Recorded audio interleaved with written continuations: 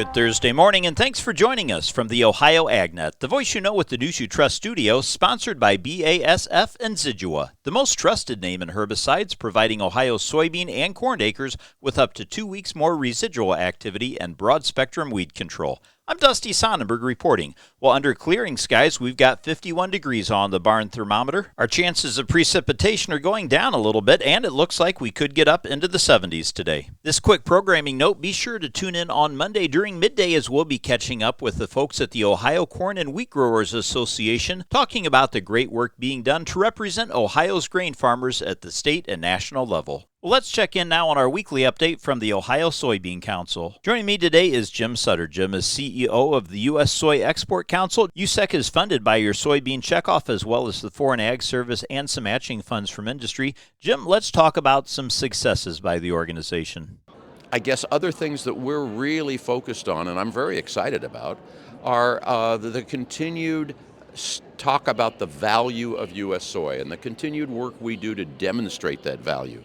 The high quality of U.S. soy, the nutritional bundle, the sustainability of U.S. soy, the reliability of our export supply chain, and all those things really resonate with buyers around the world. So I think that's a success. In terms of potential roadblocks, you know, there's always the competitor in Brazil, and we hear so much these days about Brazil and how their ag is growing, and I had the opportunity to be in Brazil. Our soybeans are different than theirs. We dry our soy. Mother Nature helps us dry our soybeans naturally, and our farmers don't harvest our soybeans when they need to be run through a grain dryer. We harvest our soybeans when they're ready to be harvested. In Brazil, a huge difference and kind of the start of all these quality differences is that they harvest their soybeans when they're 22% moisture. They've gone in, they've sprayed a desiccant to kill the plant, and then they harvest them because they want to go in and plant another crop. They want to get that planted before the rainy season is over. Well, harvesting soybeans that wet and then sort of cooking them in a wood-fired grain dryer, that does not do much for the quality of the actual components inside that soybean. Sure. So we're doing a lot of work to just make sure customers around the world understand those differences and properly value them when they're deciding what to buy. Guest today is Jim Sutter. Jim, CEO of the U.S. Soy Export Council. This update brought to you by the Ohio Soybean Council and your soybean checkoff. It's time now to take a look at that Thursday morning weather forecast. This weather update brought to us by Seed Consultants. Simply better performance online at seedconsultants.com. Nice weather over a large part of Ohio today. I'm Chief Meteorologist Ryan Martin. Let's take a look at that Ohio Ag weather update. We had a weather system start to work into the Great Lakes region overnight last night, and this is looking at putting down some precipitation in Michigan back down through northern parts of Illinois. There's a front here holding back some colder Canadian air. Now, the good news is we do not see that front really impacting a large chunk of Ohio until late tonight into tomorrow. But today, especially midday and afternoon, I won't rule out some hit-and-miss scattered showers in northwestern counties up near that Michigan line and maybe near Lake Erie in spots. The main frontal boundary, again, slides through tomorrow with a reinforcing shot of rain shower action. I think we have to allow for hit-and-miss showers tomorrow midday, afternoon, and evening, dissipating overnight, anywhere from a tenth to 6/10 of an inch, coverage only about 60 to 70% of the state. We follow that up with a dry weekend, but very active precipitation next week. I'm Ryan Martin. Thanks, Ryan. Taking a look at what's making agricultural headlines at OhioAgNet.com, cleanup efforts continue in Kenton, Ohio, as a late March tornado swept through parts of the Hardin County Fairground. In its wake were broken buildings, missing roofs, and the question of what lies ahead. You can take a look at a video with our own Joel Panorwood catching up with Colt Buckenroth as they take an in-depth look at the damage and plans for the upcoming fair that's just 5 months away. Ottawa County Farm Bureau recently held their legislative meeting at Sheldon Miller's farm. I had a chance to catch up with Sheldon and a couple of the other participants as we discussed taxes, data centers, and planting season coming up in Ottawa County. And in 2021, the FDA provided a guidance document and timeline for the removal of medically important antimicrobial products from the over-the-counter status to a prescription status. Read the article today that takes a look at that change, what it meant over time, and what it means for livestock producers today and into the future. All this available online right now at OhioAgNet.com. This look at the Ohio AgNet newsfeed brought to us by Timty Incorporated. Timpte is now factory direct in Sydney, Ohio. From trailer sales to parts and trailer service, our team is ready to keep you moving. Stop in today or call them at 326-206-2062. Stay tuned. We'll be back with more after this. Here's farmer and businessman James Wood. We farm about 3,500 acres. There's pipelines everywhere. The contractor working on my property did not have the lines located before he began work, and it resulted on a strike on a natural gas pipeline. Fortunately, no one was hurt, but it could have been much worse. Never assume the location or depth of underground lines. Always call 811 or visit clickbeforeyoudig.com before you start work. A message from the Pipeline Operators for Ag Safety campaign. Let's check in now with Joe Everett as he has an update from the American Feed Industry Association. I caught up with Louise Calderwood, Director of Regulatory Affairs for the American Feed Industry Association, to get an overview of their organization. The American Feed Industry Association is about 500 members. We represent all aspects of animal feed. So the manufacturers, the ingredient providers, even the equipment manufacturers are members of AFIA, and it's any kind of animal. I like to say if it's got fin, fur, or feet, we feed it. And it sounds like you guys, there's never a dull moment in your guys' world. Can you tell us some things that you guys are currently dealing with? Sure. A major focus for us, Joe, is animal food ingredients. We know that in order for the farmers to be able to feed their animals in the most efficient manner, not only for average daily gain, but for the environment, for the animal's wellness, we recognize that they have to have access to cutting-edge animal food ingredients.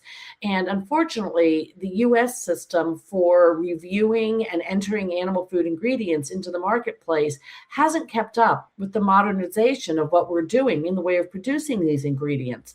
We have so many novel new ingredients that can address, as I said, animal wellness, animal productivity, the environmental impacts of animal production, and we have a difficult time bringing them into the marketplace. Not to mention, we also have a very strong scrutiny going on for ingredients that are already in the marketplace through the MAHA movement. What are you guys doing as far as working with policymakers in helping make sure things move in the right direction?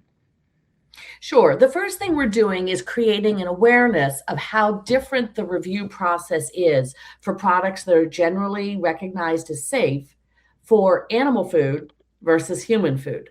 So products can come in as generally recognized as safe. They can come into the marketplace if the company themselves has brought in a panel of qualified experts to review the ingredient and see that for the specific species, for the specific use, it is recognized as safe. But a company can also move on and ask for the FDA to notify that.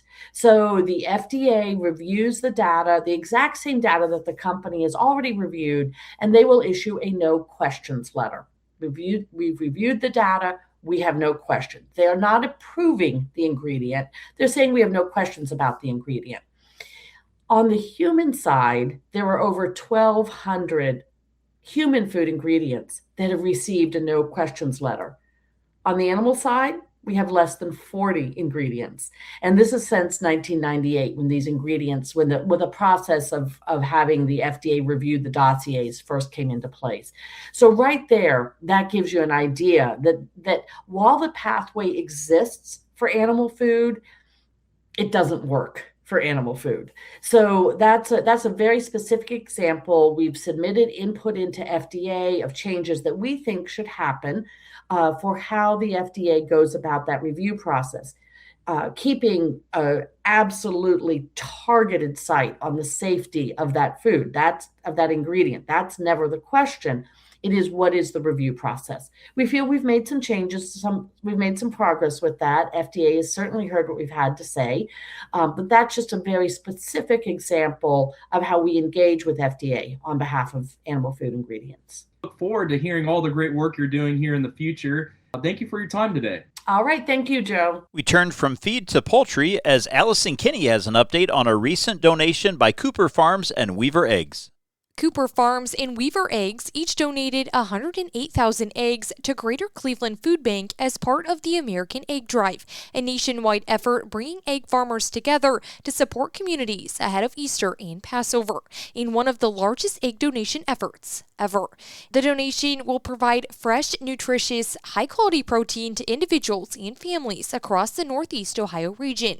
Eggs will be distributed through Greater Cleveland Food Bank's network of partner agencies across 6 counties. The American Egg Board, on behalf of America's egg farmers, is leading the Great American Egg Drive, bringing farmers together to give back in communities nationwide during a time of year when eggs play an important role in meals and traditions. The Ohio Poultry Association, which represents Ohio's egg, chicken, and turkey farmers, including Cooper Farms and Weaver Eggs, was also proud to support this donation. For more information, the entire article can be found at ocj.com. For the Ohio AgNet, I'm Allison Kinney reporting. Thanks, Allison. Stay tuned. We'll be back to take a look at your markets after this. Looking for heavy equipment but don't know where to buy? Purple Wave Auction has you covered. Always online and always no reserve. It's your destination for construction or ag equipment ready to work. We even sell semis, trailers, and fleet equipment for your operation. Best part? It's free to join. Head to purplewave.com. That's purplewave.com. Sign up for a free account and start bidding today. Purple Wave Auction, the easiest and most straightforward way to buy and sell equipment. Hey farmers, planting season is almost here,